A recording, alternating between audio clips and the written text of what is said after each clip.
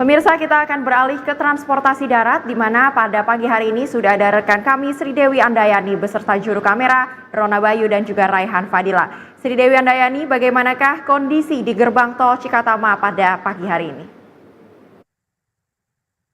Baik, selamat pagi Cila dan juga pemirsa. Untuk saat ini lokasi saya melaporkan ada di titik tol atau jalur fungsional tol Jakarta Cikampek 2 Selatan, dan memang dalam pantauan kami untuk saat ini kendaraan yang akan melintas di tol Japek 2 Selatan ini masih terpantau sepi. Belum ada kepadatan atau lalu lintas kendaraan yang begitu signifikan.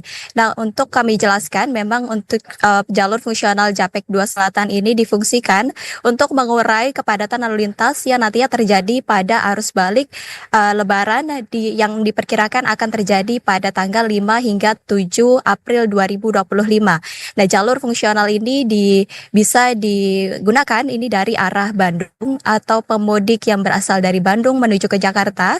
Nah, nantinya bisa melalui tol Cipularang begitu ya. Dan untuk lokasi saat ini saya berada di gerbang tol Kutanegara yang memang bisa menjadi akses bagi warga yang akan menuju ke Jakarta. Dan juga memang kalau dari Cipularang sendiri ini bisa diakses untuk para pemudik yang dari arah Bandung.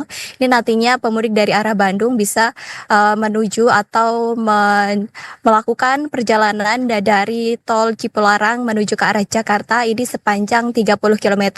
Dan memang kalau bisa kita jabarkan begitu, ini untuk panjang dari tol di Jakarta Cikampek 2 Selatan ini sepanjang 31,25 km, yang mana nantinya jika pengguna atau pemudik yang akan melakukan perjalanan dari tol Jakarta Cikampek 2 Selatan ini nantinya bisa terus melaju hingga ke Bojongmangu, dan juga jika ingin melakukan perjalanan atau melanjutkan perjalanan ke Jakarta ini bisa melalui Jakarta Cikampek atau keluar di Jakarta Cikampek di tol Jakarta Cikampek kilometer 34 atau kilometer 37. Dan memang untuk jam operasional sendiri, jam operasional di tol Jakarta Cikampek 2 Selatan ini beroperasional sesuai dengan diskresi dari kepolisian, yang mana memang awalnya dioperasikan sejak pukul 7 hingga 17.00 waktu Indonesia Barat. Namun kemarin pada awal atau hari pertama dibukanya tol Japek 2 Selatan ini pada 2 April 2025 ini tol Japek 2 Selatan sudah dioperasikan selama 24 jam, dan tentunya ini diberlakukan secara situasional atau sesuai dengan diskresi kepolisian jika memang terjadi kepadatan arus lalu lintas di kilometer 70 gerbang tol Cikatama atau di sepanjang tol Jakarta Cikampek Utama. Dan untuk bagi pemudik yang datang dari arah Bandung, ini pemudik bisa menggunakan tol Cipularang dan juga bisa masuk ke tol Jakarta Cikampek 2 Selatan melalui gerbang tol Sadang, dan perjalanan dapat dilanjutkan sepanjang 30 km hingga Bojongmangu.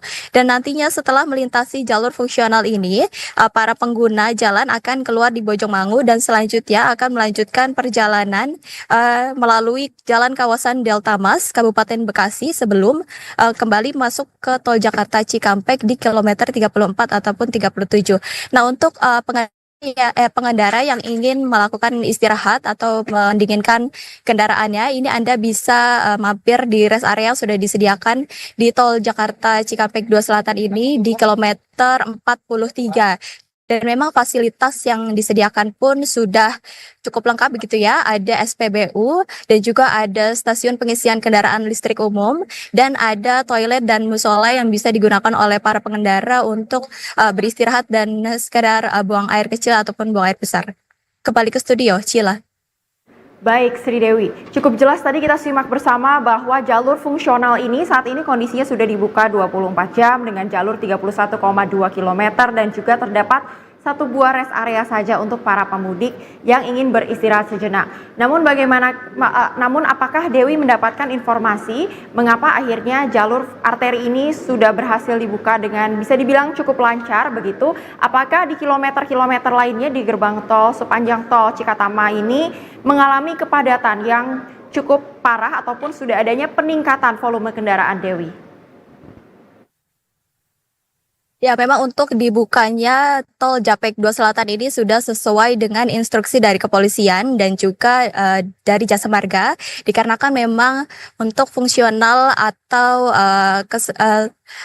Jakarta Cikampek 2 Selatan ini infrastrukturnya sudah selesai sebesar 91% sehingga sudah dimungkinkan untuk dibuka pada periode mudik atau lebaran libur Idul Fitri 1446 Hijriah kali ini. Dan juga emang fungsi dari jalur fungsional Japek 2 Selatan ini difungsikan untuk nantinya melerai atau mengurai kepadatan lalu lintas jika sudah terjadi antrian yang panjang atau penumpukan kendaraan di tol Jakarta Cikampek 1 atau di tol gerbang tol Cikatama, dikarenakan memang seringkali terjadi penumpukan khususnya dari arah Bandung atau dari arah Jawa Barat dan juga Trans Jawa yang bertemu di kilometer 77 menuju ke arah gerbang tol Cikatama dan juga ke Jakarta, sehingga untuk melerai kepadatan yang terjadi di kilometer 77 ini difungsikan jalur fungsional Japek 2 Selatan agar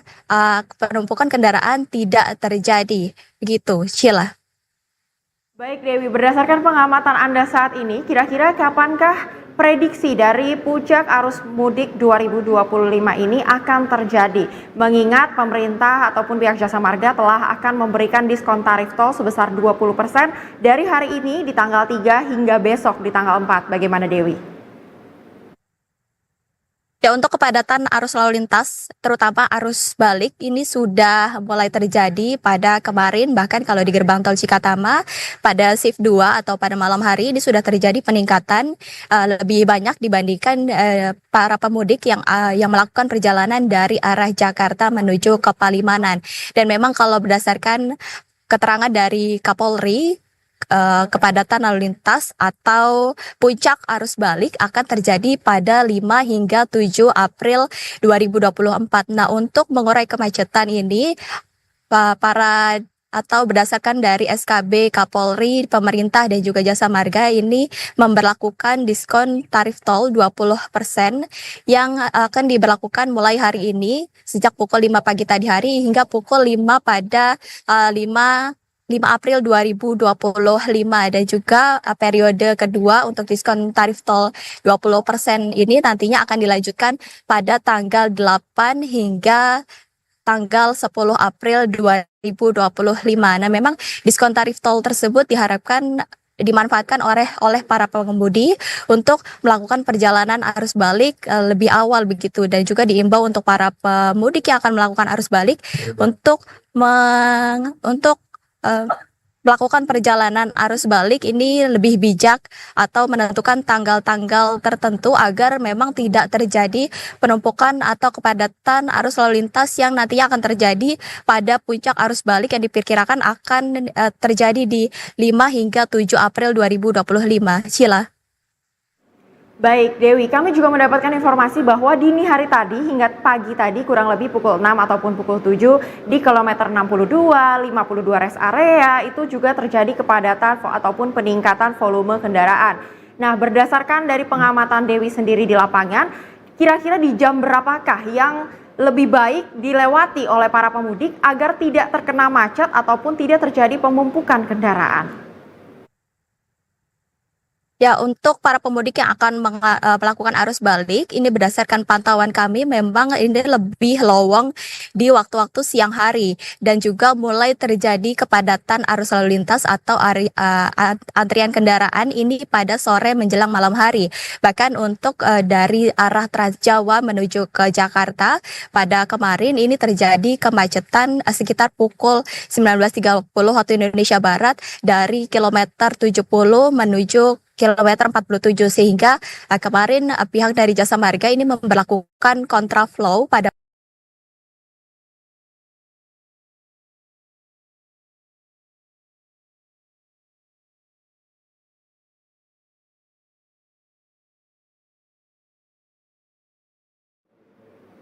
Baik, pemirsa, seperti yang tadi rekan Dewi sudah sampaikan bahwa sejak kemarin malam hingga dini hari tadi pihak Jasa Marga telah melakukan sistem kontraflow untuk mengurai kemacetan dari kilometer 70 hingga kilometer 47 arah Cikampek ke Jakarta. Dan juga pihak Jasa Marga serta kepolisian memprediksikan apabila volume kendaraan terus akan meningkat hingga hari esok, maka jalur kontraflow ataupun one way akan diperpanjang hingga ke kilometer 246. Sekian informasi yang teman-teman telah berikan. Terima kasih banyak tentunya kami di studio telah diberikan laporan secara langsung. Semoga rekan-rekan yang berada di Pelabuhan Bakaheni, Jihan Nabila dan juga juru kamera Asisul Hakim, serta rekan Sri Dewi Andayani dan juga Raihan Fadila serta Rona Bayu tetap semangat, tetap sehat, dan sesaat lagi kita akan kembali berjumpa ke kantor. Terima kasih banyak rekan-rekan.